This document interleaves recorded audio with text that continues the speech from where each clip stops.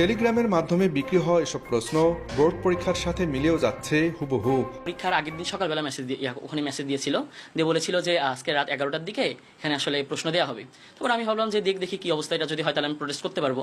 তারপর আমি পরীক্ষার রাতে আবার ঢুকলাম, ঢুকে দেখি প্রশ্ন দেয়নি, বলতেছে যে প্রশ্ন দিতে পারছে না, কোনো একটা হয়তো যান্ত্রিকতার ত্রুটি আসছে। তারপর আমি তো আমার মতন পরের দিন পরীক্ষা দিলাম, বাসায় আসলাম। আসার পর যখন আবার আমি টেলিগ্রামে ঢুকে দেখি যে এই কি অবস্থা দেখি, তখন দেখি ওই চ্যানেলে আরেকটা চ্যানেলের লিঙ্ক দেওয়া আছে।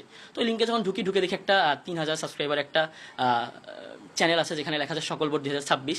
তো ওখানে ঢুকে একটু উপরের দিকে গিয়ে দেখি যে 20 এপ্রিল মানে যেদিন আমাদের পরীক্ষার আগের রাতে রাত 11টা 24 মিনিটে আমাদের দিনাজপুর বোর্ডের প্রশ্ন দেওয়া আছে।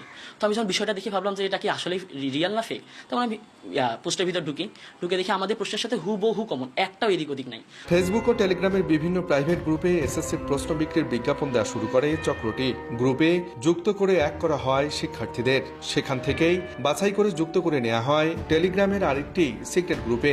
এরপর শিক্ষার্থীদের বিশ্বাস অর্জনের জন্য 20 এপ্রিল রাত 11টায় গ্রুপটিতে ফ্রিতে দেওয়া হয় প্রশ্ন, যা 21 এপ্রিল বাংলা প্রথম পত্রের পরীক্ষার সাথে হুবহু মিলে যায়। সেই গ্রুপের মধ্যে সকল বোর্ডের কোয়েশ্চেন প্রায় পাওয়া যাচ্ছে, ঢাকা, বরিশাল, ঢাকা, সিলেট, দিনাজপুর, ময়মনসিংহ এগুলো।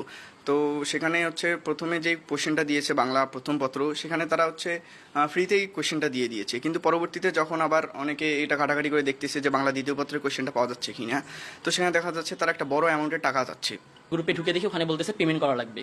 তো এই বিষয়টা আমি আমার ফ্রেন্ডদেরকে শেয়ার করলাম যে কি অবস্থা। ওরা বলতেছে ভাই প্রোটেস্ট তো করতে হবে। এখন দেখি পেমেন্টের সিস্টেমটা কি, সবাই মিলে যদি সবাই 400-500 করেও দিই, আমরা মোটামুটি সবাই 10-11 হাজার টাকা তুলতে পারবো। তো আমরা ফ্রেন্ডরা মিলে সবাই কম করে দিয়ে একটা টাকার অ্যামাউন্ট দাঁড় করাইলাম। পর ওখানে মেসেজ দিলাম যে আমরা কোয়েশ্চেন দিতে যাচ্ছি, কীভাবে কী করবো।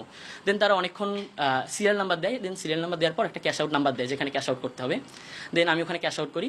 ক্যাশ আউট করার পর তার একটু সময় নেই, আমার ইনফরমেশন নেই, ওখানে 10,800 টাকা ক্যাশ আউট করি। এরপর থেকেই ব্যবসায় নামে চক্রটি। বাংলার দ্বিতীয় পত্রের পরীক্ষার প্রশ্নের জন্য চাওয়া হয় বোর্ড ভেদে 10 থেকে 14,000 টাকা, যা কিনে নেন অনেক শিক্ষার্থী। এই কোয়েশ্চেন তো বড় উপরমহল থেকেই আসে। এগুলো তো আগে থেকে এটা একটা এসএসসি সমমানের পরীক্ষা, এটা খুবই একটা গুরুত্বপূর্ণ একটি বিষয়। তো এইখানে যদি এইভাবে প্রশ্ন এইভাবে ফাঁস হয়, এটা আমাদের জন্য খুবই দুঃখজনক বিষয়। টেলিগ্রামে গ্রুপটির নাম দেওয়া হয়েছে সকল বোর্ড প্রশ্ন 2026।